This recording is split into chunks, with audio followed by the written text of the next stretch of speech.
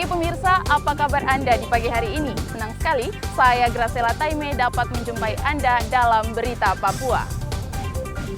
Sejumlah berita menarik dan teraktual telah berhasil dirangkum tim redaksi kami. Berikut 3 berita utama hari ini.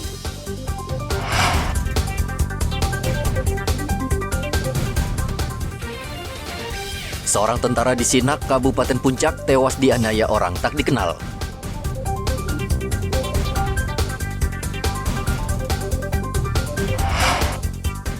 Pembakar wanita di Sorong ditangkap polisi.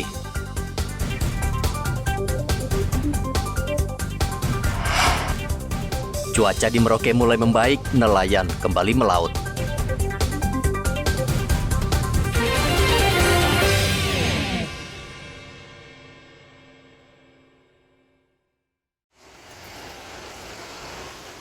Anggota Kodim Puncak yang bertugas di Koramil Sinak sebagai Babinsa tewas ditikam orang tak dikenal di Pasar Sinak, Kabupaten Puncak, Rabu kemarin.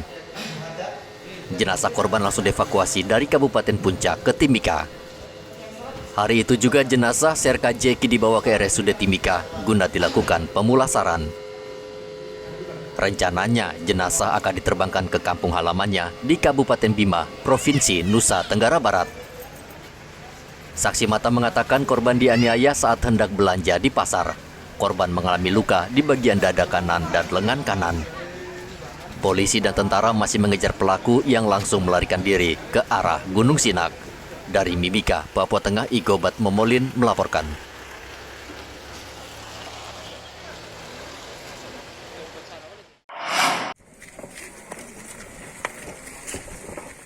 Tim Reskrim Polres Sorong Kota menangkap salah satu pelaku pembakaran seorang wanita hingga tewas. Pelaku ditangkap tanpa perlawanan di perumahan Victory, kilometer 10 Kota Sorong pada Rabu kemarin. Pelaku langsung dibawa ke Mapolresta Sorong untuk menjalani pemeriksaan.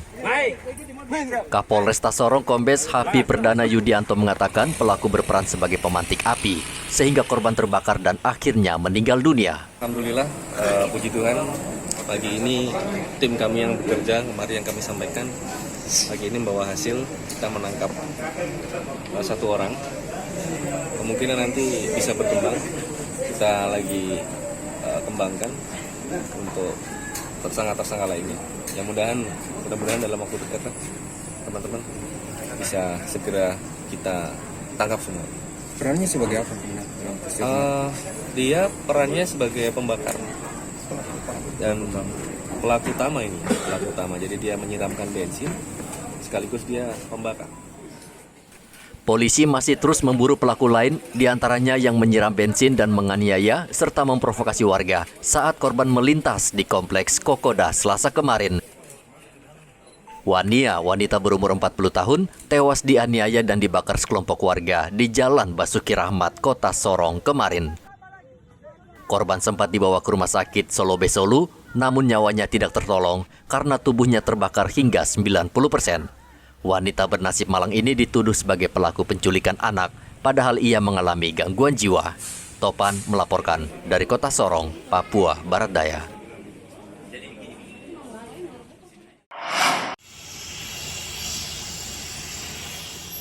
Jenazah Damri, pria Parubaya, Kabupaten Baru, Sulawesi Selatan yang menjadi korban penembakan dan pembacokan yang dilakukan KKB akhirnya dievakuasi ke Mimika.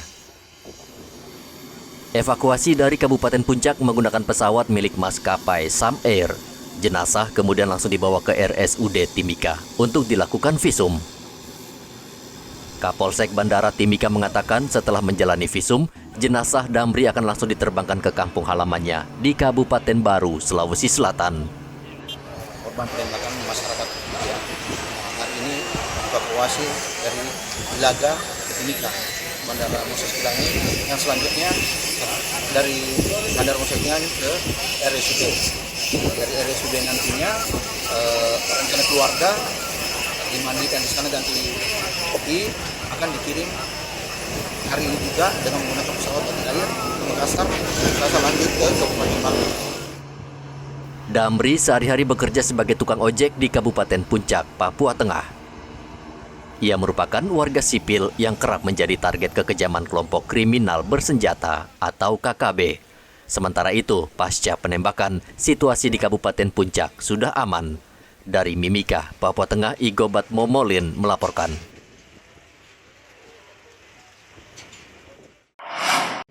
Tanggal 29 Desember 2022. Salah seorang terdakwa kasus mutilasi 4 warga di Kabupaten Mimika, Papua Tengah, Mayor Helmanto Franciscus Daki, dijatuhi hukuman penjara seumur hidup dan dipecat dari kesatuannya. Sidang putusan yang digelar Rabu kemarin di Pengadilan Militer 319 Jayapura membacakan vonis terdakwa. Dalam sidang yang berlangsung terbuka, Hakim Ketua Kolonel Sultan mengatakan terdakwa terbukti melakukan pembunuhan berencana serta melanggar pasal 340 junto pasal 50 Undang-Undang KUHP tentang pembunuhan berencana. Selain itu, yang memberatkan, terdakwa juga pernah terlibat kasus asusila. Terbukti secara sadar dan bersalah melakukan tindak pidana. Satu, pembunuhan berencana yang dilakukan secara bersama-sama dengan sengaja melalaikan meneruskan suatu pemberitahuan yang semestinya wajib dia teruskan karena jabatan kepada penguasa yang benar dapat merugikan kepentingan dinas.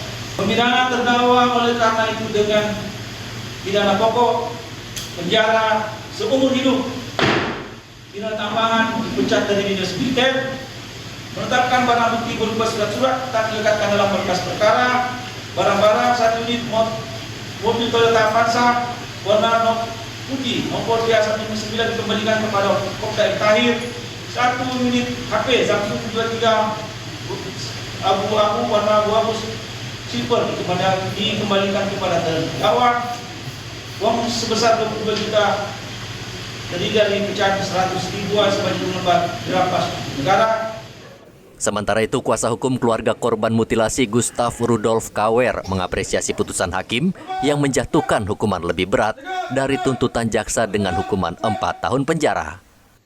Jadi putusan hakim ini kita pikir sudah cukup mewakili kepentingan korbannya sesuai dengan dasar hukumnya pasal 340 fakta pembunuhan berencana seperti diuraikan hakim itu tadi terbukti. Kemudian kita lihat lagi pertimbangan-pertimbangan sosiologis, bagaimana hakim mempertimbangkan rasa keadilan dari korban itu sudah mewakili, kemudian dari sisi HAM juga kita lihat juga sudah mewakili, dan yang lain-lain itu hakim melihat tidak ada alasan pemaaf buat terdakwa. Terdakwa pernah melakukan tindakan asusila juga ya, jadi tadi dari putusan ini kita apresiasi majelis hakim. Kita katakan bahwa hakim termasuk kali ini berani ya. Ini patut jadi contoh buat peradilan umum, peradilan militer dan peradilan HAM sendiri. Bagaimana berani memutuskan yang empati kepada korban ya. Saya pikir kalau putusan baik, tentu ini juga berpengaruh ke citra negara, citra TNI, dan juga rasa percaya masyarakat terhadap peradilan. Kasus mutilasi terhadap 4 warga Mimika terjadi 22 Agustus tahun lalu. 6 tentara dan 4 warga sipil diseret ke meja hijau. Hingga kini para pelaku masih menjalani persidangan. Dari Jayapura, Papua, Hendra melaporkan.